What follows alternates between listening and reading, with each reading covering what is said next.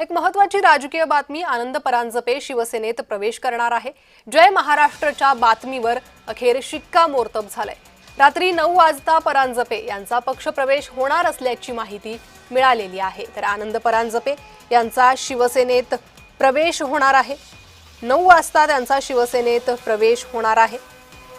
त्यांनी राष्ट्रवादी मधील जबाबदारीचा राजीनामा दिला आणि त्यानंतर आता ते शिवसेनेत प्रवेश करणार आहे। यावर शिक्कामोर्तब झालाय। अधिक माहिती घेणार आहोत आमचे प्रतिनिधी शुभम उमाळे यांच्याकडून। शुभम, काय अधिक माहिती? प्रणिता, आपण बघू शकतो आधीपासूनच आपल्या जय महाराष्ट्र वाहिनीने बातमी दिली होती की आनंद परांजपे यांचा पक्षप्रवेश होईल शिवसेनेमध्ये आणि त्यांची त्यानुसारच आज जे आहे ते राजीनामा दिलेला आहे राष्ट्रवादी काँग्रेस पक्षातनं।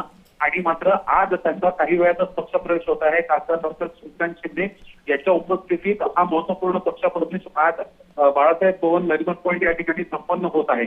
अर्थातच पाहायला गेलं तर आनंद परांजपे यांनी एकनाथ शिंदे यांची 3 ते 4 वेळा भेट घेतली होती। 2 वेळा नंदनमधला, 1 वेळा मंत्रालयात आणि अशामध्येच आता आज त्यांनी त्यांच्या राष्ट्रवादी काँग्रेस पक्षामधनं राजीनामा दिलेला आहे। तर शिवसेनेमध्ये ते पक्ष प्रवेश करत आहेत। सूत्रांकडून मिळालेल्या माहितीनुसार कदाचित त्यांच्याकडे महाराष्ट्राचं मुख्य प्रवक्तेपद हे देखील असू शकतं आणि येणाऱ्या काळात भविष्यामध्ये ते निवडणुकीच्या रिंगणात देखील उतरतील आणि एकनाथ शिंदे यांना जबाबदारी देतील।